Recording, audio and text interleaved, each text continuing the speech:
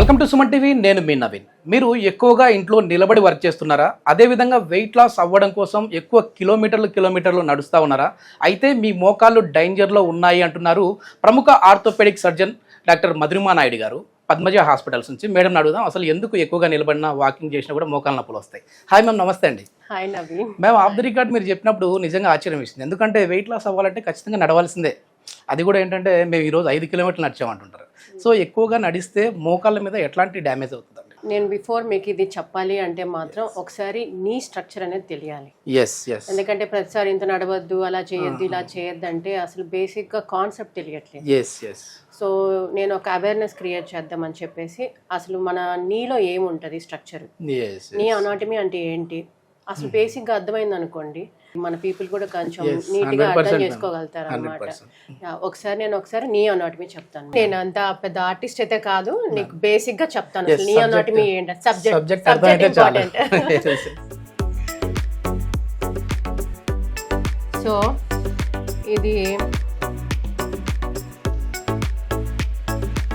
ఇది thigh bone అండి. థైలో ఉండేది మనకి ఫీమర్ అనే బోన్ ఉంటుంది. సో ఇది ఫీమర్, ఎఫ్ అని రాసుకుంది, ఫీమర్. సో ఇదేంటంటే టిబియా, అంటే కింద లెగ్. ఇది టిబియా అంటారు అనమాట, టిబియా బోన్, లెగ్ బోన్ ని. సో ఇది ఏంటంటే ఫిబులా. దీనిపైన ఇంకొక స్ట్రక్చర్ ఉంటుంది అనమాట, నీ క్యాప్ అనేది ఒక స్మాల్ స్ట్రక్చర్, దాని కాల్డ్ పటల్లా. ఇది థై బోన్ అండి, and this is the patella, and this is the మన లెగ్ బోన్, టిబియా అంటారు, ఇది ఫిబులా అంటారు. సో జాయింట్ లో ఏంటంటే ఈ పటల్లా అనమాట. మీకు ఈ నీ మోడల్ లో ఏంటంటే ఇది పటల్లా అంటారు, నీ క్యాప్ అంటారు. సో అండ్ మెయిన్ జాయింట్ ఇది అనమాట. సో 35 to 40 years అంటే 40 years లోపల, 35 years లోపల నీ క్యాప్ లో అనేది ఎక్కువ డ్యామేజ్ అవుతుంది. ఓకే, అండ్ మెయిన్ జాయింట్ లో డ్యామేజ్ అనేది 45 years అబో చూస్తాం అనమాట. సో వర్క్ యాక్టివిటీ కానీ, కింద కూర్చోవడం, మెట్లు ఎక్కడం దిగడం చేసాం 15 సంవత్సరాల నుంచి చేసిన వాళ్ళకి ఇంకా తొందరగా కూడా అరిగిపోవచ్చు. సో ఇప్పుడు దీంట్లో నేను ఇంకా కండరాలు 6 లిగమెంట్లు ఉంటాయండి.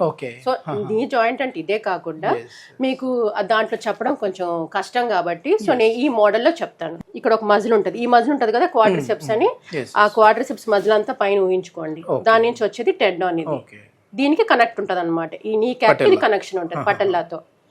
మన లేన్ లాంగ్వేజ్ లో నీ క్యాప్ అంటారు. సో అనటామికల్ టర్మ్స్ లో, మన డాక్టర్ టర్మ్స్ లో ఏంటంటే పటల్లా అంటారు. సో దీని నుంచి ఏంటంటే పటల్లా టెండాన్ వచ్చింది. ఇది వచ్చేసి ఇక్కడ టిబియల్ ట్యూబరోస్ దగ్గర అటాచ్మెంట్ అవుతుంది అనమాట. ఓకే, సో దీంట్లో 6 లిగమెంట్స్ ఉంటాయి. సో ఇది మినిస్కస్ అన్నమాట, షాక్ అబ్జార్బర్స్. ఇదేంటంటే లేటరల్ మినిస్కస్, ఇది మీడియల్ మినిస్కస్ అన్నమాట. సో ఎక్స్రే లో కూడా గ్యాప్స్ కనిపిస్తాయి చూసారా, ఆ గ్యాప్స్ ఎందుకంటే ఈ మినిస్కస్ వల్ల. గుజ్జు అరిగిపోయింది అంటారు, అంటే అదేంటి కార్టిలేజ్? అది నెక్స్ట్ పాయింట్, కార్టిలేజ్ కి వస్తాను. సో ఇది దీని చుట్టూ ఒక వైట్ లేయర్ ఉంటదండి. ఇప్పుడు కొబ్బరి చిప్ప తీసుకున్నాం అనుకోండి, కొబ్బరి చిప్ప చుట్టూ ఒక వైట్ లేయర్ ఉంటది కదండి, ఆ లోపల వైట్ లేయర్ కార్టిలేజ్. సో ఆ కార్టిలేజ్ అనేది ఇక్కడ ఉంటది, సో కింద ఉంటది అనమాట.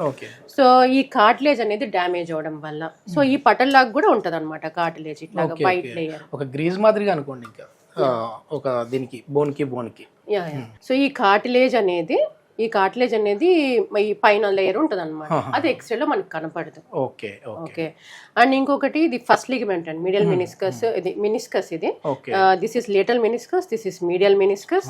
అండ్ ఇంకోటి ఏంటంటే ఇది లేటరల్ కొల్లాటరల్ లిగమెంట్. అండ్ ఇది ఇంకొకటి ఏంటంటే మెయిన్ లిగమెంట్, ఎంసీఎల్ లిగమెంట్ అనమాట.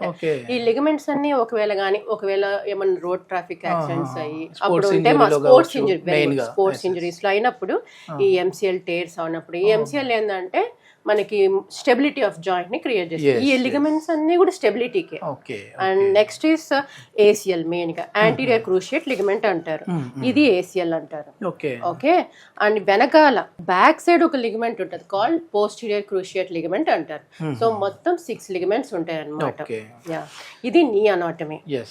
కార్టిలేజ్ అనేది ఇక్కడ ఉంటది అనమాట, ఈ వైట్ లేయర్. అది దెబ్బతింటేనే మనకి మన బాడీలోనే అతి పెద్ద జాయింట్ పార్ట్ కదా ఇది, హిప్ జాయింట్ అన్ని బికాస్ యాక్సిస్ అనేది మొత్తం అనేది హిప్స్ కి నీస్ కి ట్రాన్స్ఫర్ అవుతాయి కాబట్టి ఇవి కొంచెం పెద్ద జాయింట్స్ అన్నట్టు. ఓకే, మరి ఎక్కువగా నిలబడితే ఇప్పుడు మాకు నీ గురించి కావచ్చు, దీని గురించి అంటే ఆ బోన్స్ గురించి అర్థమైంది. ఇప్పుడు మీరు అడిగిన క్వశ్చన్ కి నేను ఆన్సర్ ఏం చెప్తానంటే, ఒక పర్సన్ చూడండి, ఇప్పుడు మామూలుగా కొంచెం ఫిట్ గా ఉన్నాడు, సన్నగా ఉన్నాడు, ఒక 55 kgs 50 kgs ఉన్నాడు, మంచిగానే ఫిట్ గా ఉన్నాడు, మీలాగా అనుకోండి. మీరు ఒక 5000 4000 స్టెప్స్ అని ఇప్పుడు కొంచెం బాగా ట్రెండీ అవుతుంది కదా, అది చేసినా ఓకే.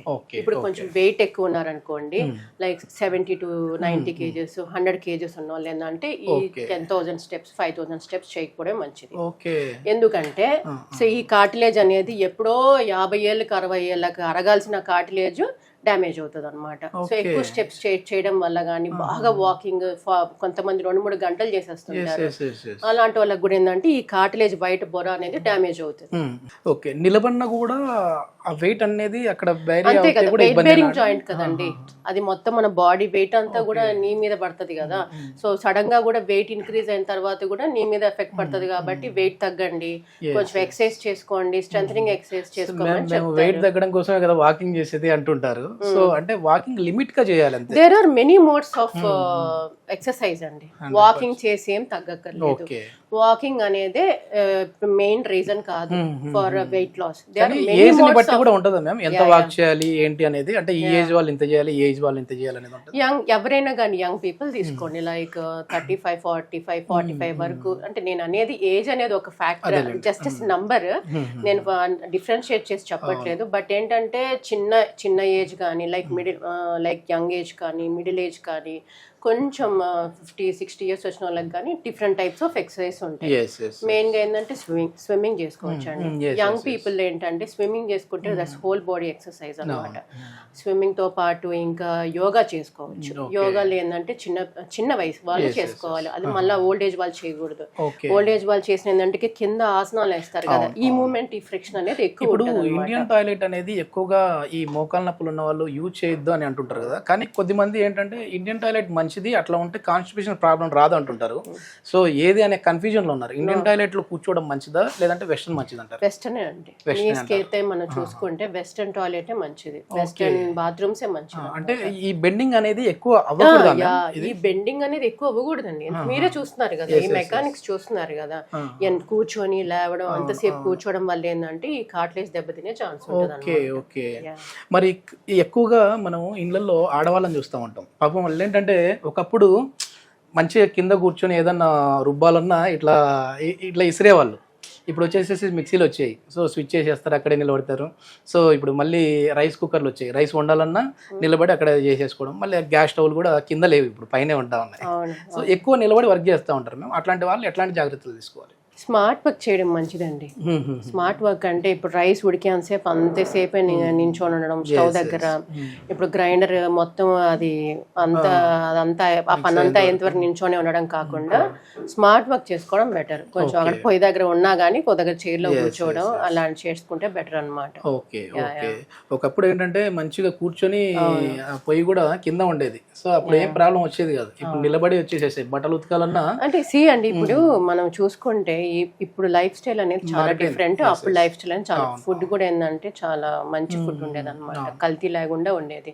ఇక్కడ ఏంది అసలు రోజు ప్రాసెస్డ్ ఫుడ్స్, క్యాండ్ ఫుడ్స్ తింటారు, కూల్ డ్రింక్స్ తాగుతారు, పొటాటో చిప్స్ అంటారు, ఫ్రెంచ్ ఫ్రైస్ అంటారు, బర్గర్స్ అంటారు, పిజ్జాస్ అంటారు. ఇవన్నీ కూడా ఏంటంటే ఇవన్నీ కూడా ఫుడ్ వల్ల కూడా బోన్ హెల్త్ ఉంటుంది అనమాట. సో ఇది కూడా వన్ ఆఫ్ ద రీజన్ అనమాట. సో లైఫ్ స్టైల్ అనేది ఇప్పుడు కంప్లీట్లీ ఎంటైర్లీ డిఫరెంట్ అయిపోయింది కాబట్టి ఫుడ్ అనేది కూడా అంత మంచి ఫుడ్ దొరకట్లేదు కాబట్టి కొంచెం జాగ్రత్తలు తీసుకుంటే మంచిది. మొత్తానికి అంటే మన నీ అనాటమీ గురించి చెప్పారు, అదేవిధంగా ఎందుకు పెయిన్స్ వస్తూ ఉన్నాయని చెప్పారు.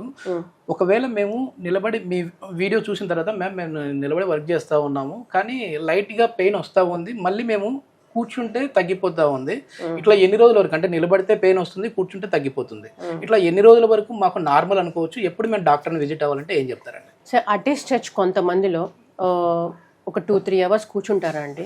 కూర్చొని లేచినప్పుడు కొంతమందికి నీ పెయిన్ స్టార్ట్ అవుతాయి.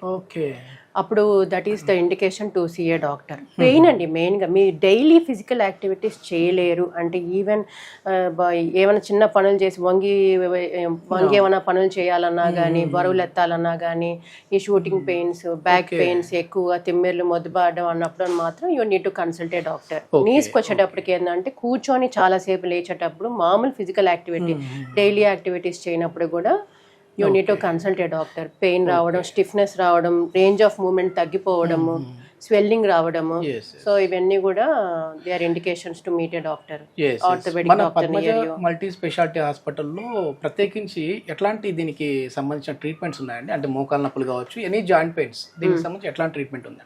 దిట్ డిపెండ్స్ అపాన్ స్టేజెస్ అండి. స్టేజెస్ ఆఫ్ ఆర్థరైటిస్ బట్టి, osteo arthritis, rheumatoid arthritis, so many reasons ఉన్నాయి కాబట్టి.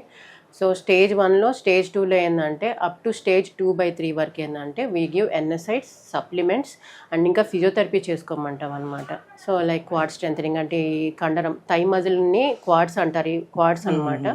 ఈ క్వాడ్స్ అంతా కూడా స్ట్రెంత్ చేసుకోండి, ఎక్సర్సైజ్ చేసుకోండి. ఇంకా తగ్గలేదు అంటే మాత్రం మనం నీ ఇంజెక్షన్స్ ఇస్తాం, లైక్ హైల్డ్రోనిక్ యాసిడ్ ఇంజెక్షన్. బికాస్ ఈ లోపల నేను చెప్పాను కదా నవీన్ గారు, ఇది మనకి సైనోవియం అని ఉంటుంది అనమాట. ఈ లైనింగ్ లేయర్ అనేది ఒకటి ఉంటుంది, సైనోవియం అని. దాని నుంచి యాక్చువల్లీ మనకి సైనోవియల్ ఫ్లూయిడ్ అనేది వచ్చింది అనమాట. ఈ కార్టిలేజ్ యాక్చువల్లీ ఎవాస్కులర్, దానికి అలా ఆ కార్టిలేజ్ కి అసలు బ్లడ్ సప్లై ఉండదు, నరం సప్లై ఉండదు. ఈ సైనోవియమే ప్రొడక్షన్ చేయాలి. ఓకే, ఈ సైనోవియంలో మెయిన్ కాంపోనెంట్ ఏంటంటే హైల్డ్రోనిక్ యాసిడ్. అందుకే మనం హైల్డ్రోనిక్ యాసిడ్ ఇంజెక్షన్స్ ఇస్తాం అనమాట. అంటే అది ప్రీఫిల్డ్ సిరంజ్ అండి. అది ఆ ప్రీఫిల్డ్ సిరంజ్ ఏంటంటే నీ జాయింట్ లో మనం మార్క్ చేసుకొని మనం ఆ జాయింట్ లో ఇంజెక్షన్ ఇస్తాం అనమాట. ఈ సైనోవియం యాక్చువల్లీ సైనోవియం అని ఉంటదండి ఒక లేయర్. ఆ సైనోవియం లో ఏంటంటే 2 లేయర్స్ ఉంటాయి. అవుటర్ ఫైబ్రస్ లేయర్ అని ఉంటది, ఇన్నర్ సైనోవియల్ మెంబ్రేన్ అని ఉంటది అనమాట. ఆ సైనోవియల్ మెంబ్రేన్ నుంచి మనకి ఏంటంటే సైనోవియల్ ఫ్లూయిడ్ అని వస్తుంది అనమాట. మరి కార్టిలేజ్ కి ఫుడ్ ఎలాగా? మరి మనం తిన్నది చాలా మంది అంటారు, మేడం ఇది తింటే కార్టిలేజ్ పెరిగిద్దా, ఇది తింటే అది పెరిగిద్దా, బెండకాయలు తింటే ఏం పెరగదండి. ఏదైనా కానీ మీరు ఏది తిన్నా కానీ సైనోవియల్ ఫ్లూయిడ్ కి ఏదో కొంచెం కొంత వస్తుందే తప్ప కార్టిలేజ్ మీకు తినే ఫుడ్స్ ఏముండవు. కార్టిలేజ్ పెరిగే ఫుడ్స్ లేవు. సో ఏదైనా కానీ ఈ సైనోవియల్ ఫ్లూయిడ్ ప్రొడక్షన్ చేస్తేనే కార్టిలేజ్ కి ఫుడ్ వచ్చింది. Okay, whenever there is అంటే ఈ సైనోవియన్ ఫ్లూయిడ్, హైల్డ్రోనిక్ యాసిడ్ అనేది ఏజ్ పెరిగే కొద్దీ అవి తక్కువైపోతాయి కాబట్టి సో ఈ కార్టిలేజ్ డ్యామేజ్ అయిపోతుంది, డీజనరేషన్ అయిపోతుంది. సో మనం హైల్డ్రోనిక్ యాసిడ్ ఇంజెక్షన్ సప్లిమెంట్స్ ఇస్తాం. ఓకే, ఇది చాలా మంచి ఇన్ఫర్మేషన్. ఎందుకంటే హాస్పిటల్ అంటేనే ముందు భయపడిపోతారు, డాక్టర్ దగ్గరికి వస్తేనే సర్జరీ అంటారేమో అని చెప్పేసి ఒక అపోహ ఉంటుంది. కానీ సర్జరీ వరకు వెళ్లకుండానే చాలా మంచి ట్రీట్మెంట్ వచ్చేసి పద్మజ మల్టీ స్పెషాలిటీ హాస్పిటల్లో ఉన్నాయి. ఇంకా ఫర్దర్ ఇన్ఫర్మేషన్ ఏదైనా కావాలంటే మీరు నేరుగా హాస్పిటల్ వారితో మాట్లాడచ్చు. సో కింద స్క్రోల్ అవుతున్న నెంబర్కి కాల్ చేయొచ్చు. Thank you ma'am. Thank you Naveen.